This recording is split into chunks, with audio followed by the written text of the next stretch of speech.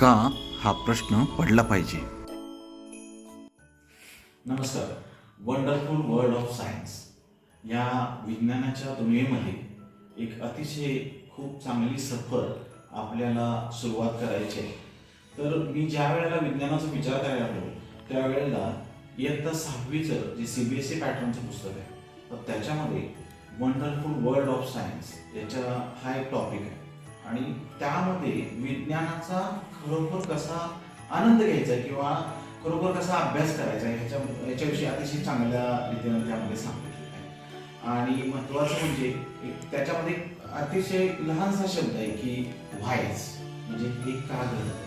ही जिज्ञासा ज्या वेळेला निर्माण झाली मानवामध्ये, ही जिज्ञासा ज्यावेळी निर्माण झाली त्यावेळेला अनेक प्रकारचे शोध सुरू झाले. आपल्याला अतिशय प्रसिद्ध असलेला एक शोध माहीत आहे, तो म्हणजे न्यूटनचा, की सफरचंद खाली का पडलं. ज्या वेळेला त्याला हे सफरचंद खाली का पडलं, का हा त्याच्या मनामध्ये जेव्हा निर्माण झाला त्याच्यानंतर गुरुत्वाकर्षणाचा शोध लागला. आता बऱ्याचदा हे गुरुत्वाकर्षणाविषयी आपल्याला माहित असतं, गुरुत्वाकर्षण सफरचंदाची गोष्ट सगळी माहित असते, पण खरं तर हे गुरुत्वाकर्षण म्हणजे काय हे मुलांना बऱ्याचदा माहीत नसते. की खरोखर हे कशापासून तयार होतं किंवा कोण करतं किंवा पृथ्वीचं मॅग्नेटिक फील्ड वगैरे काय.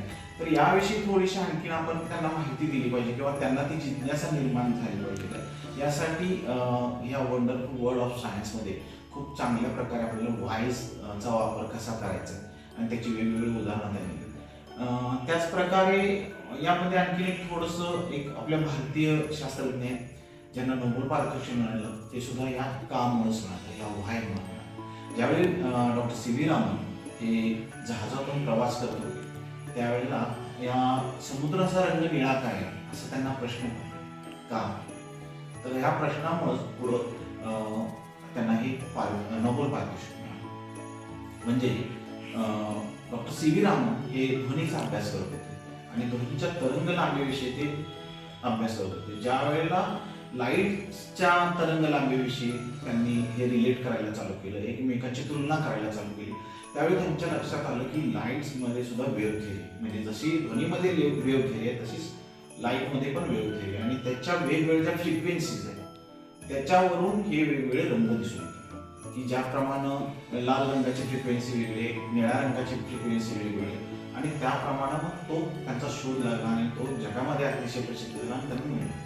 आता हे का घडतं की त्यांना असे प्रश्न पडले, शास्त्रज्ञांना असे प्रश्न पडले, तर मुलांना सुद्धा ह्या प्रकारचे प्रश्न पडायला हवे. त्यांची जिज्ञासा असते परंतु त्यांना योग्य दिशेला नेणं किंवा त्यांना योग्य मार्गदर्शन करणं हे आपलं काम आहे. त्यामध्ये शिक्षकांनी, पालकांनी या सर्वांनी खरं तर एकदा हा वंडरफुल वर्ल्ड ऑफ सायन्स हा टॉपिक बघायला पाहिजे.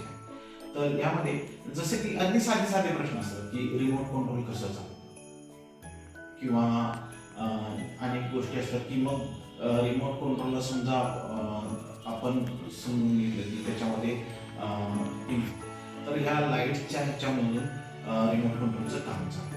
तर मग मोबाईलचं काम कसं चालतं किंवा ब्लूटूथ कसा चालतो, याच्यामध्ये इलेक्ट्रोमॅग्नेटिक ज्या वेव्हज आहेत त्या कशा काम करतात किंवा इथून आपण दुसऱ्या ग्रहावरचा एखादा रोवर किंवा एखादी गाडी इथून आपण उडवू शकतो.